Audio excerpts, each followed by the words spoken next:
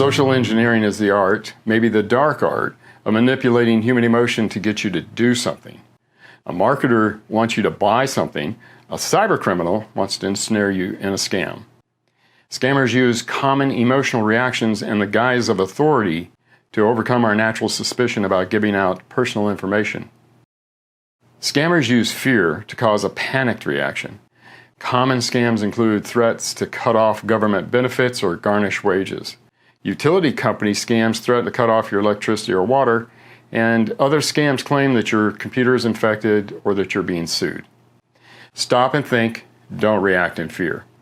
If you have a question about your Social Security benefits or the status of any account, sign into your account online and look up and call the official phone number and ask for help. If you can't verify the source of a message or a caller, assume it's a scam. If I call you and ask for your banking password, I'm sure that you'll say no. At least I hope so. But if I call you and pretend to be an investigator from the fraud department of your bank and tell you I'm investigating suspicious activity on your account, like a large withdrawal to be paid to someone overseas, you might just cooperate with me. After all, I'm the authority, right? I'm calling to protect you. I'm not going to ask you for your password. I'll ask you to confirm it to me, inferring that I already know and I'm verifying your identity so I can help you. Scammers pretend to be in positions of authority so you'll follow their directions. Look up your bank's phone number and call it yourself. Assume callers are scammers until you verify their identity. Lucky you. You've won a contest. You have a prize waiting. Now all you have to do to collect is provide your bank account number and we'll deposit your winnings.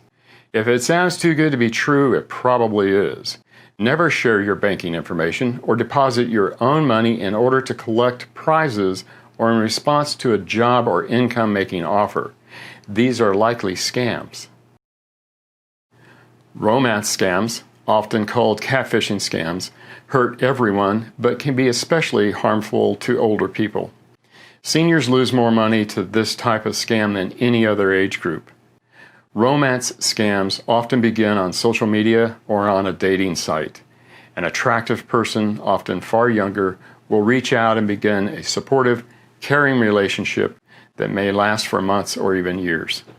The scammer always has an excuse for not visiting or video chatting, but will eventually start asking for money. It's often very hard and sometimes impossible to convince a victim that they're in a relationship with an imposter. Caretakers need to look out for romance scams that target seniors in their care. Scammers use social engineering to overcome suspicion and impel you to act. They often take on the guise of authority and use fear, urgency, greed, and romance as lures. Stop and think and question authority, verify sources, and look for keywords that scammers use to frighten and rush you.